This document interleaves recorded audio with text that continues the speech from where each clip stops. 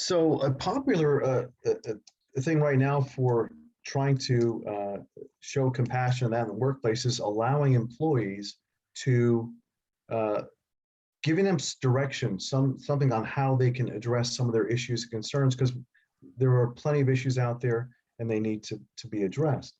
Some things, certainly it's becoming popular from some of the human resource and organizations is something called the mental first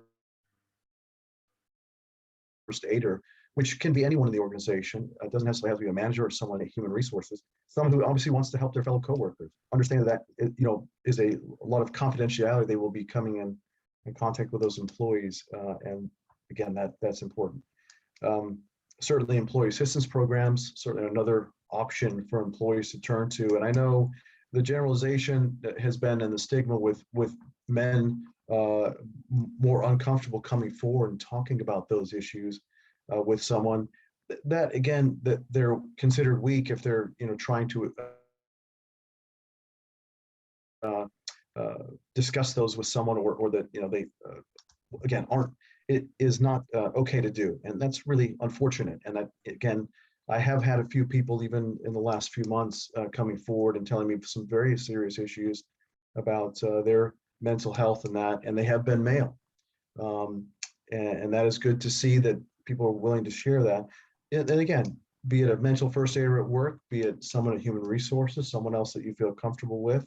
Again, this could even be outside of work as well.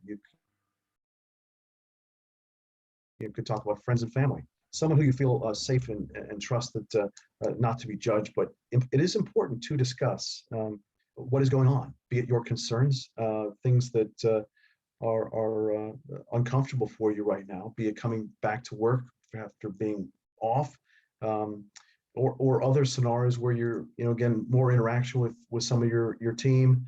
Certainly, there's been a number of issues that we've all faced over the last several months, the last year or so, and having someone you can go to, but each organization is different how they present this, but just talking with someone is very critical.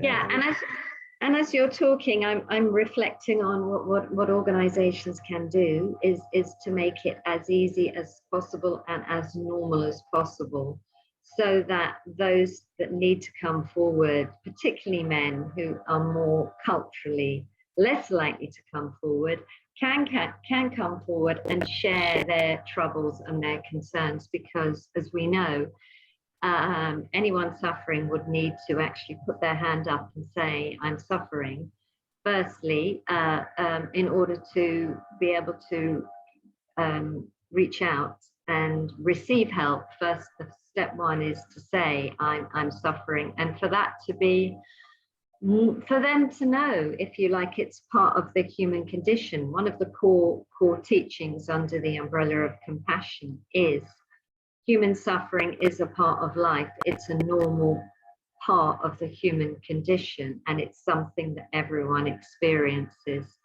so that they're not an outsider. In a sense, they're in the human club through having those sufferings. And I think that's a really important piece of the jigsaw, to help to know I'm not weird, or I'm not odd, or I'm not completely on another planet, or whatever it might be, in experiencing that suffering. And that in itself is a really important piece of, if you like, definitely not exacerbating the suffering.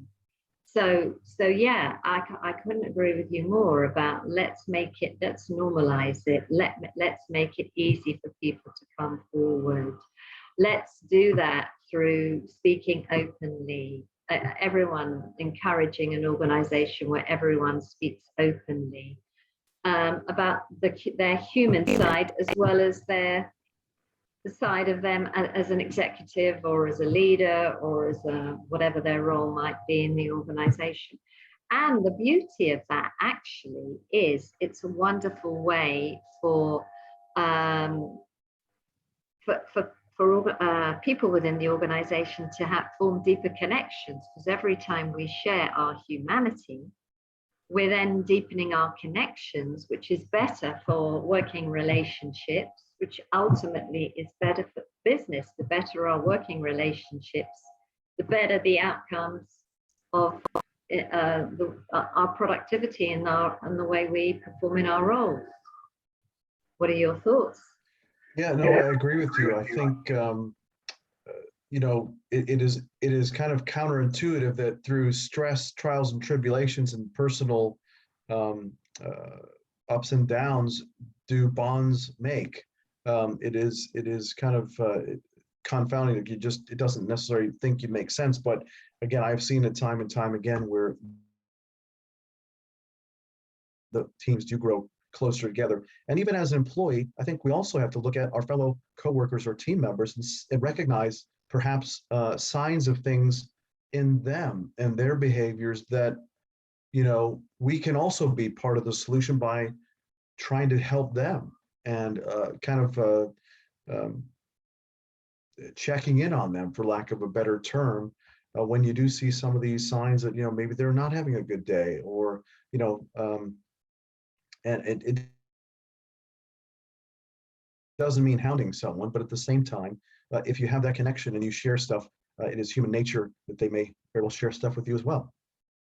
Yeah, and I love the notion of a culture where we are mutually supporting each other, where we are mutually sharing at a more deeper level than we might traditionally in the workplace, because of its impact on well-being, connection, and ultimately performance at work. So there are some, as you say, they're counterintuitive, but these are some of the shifts that people like you and I, can be catalysts to create change.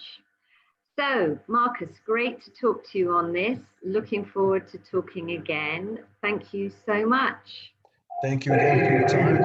Look forward to discussing again in the near future.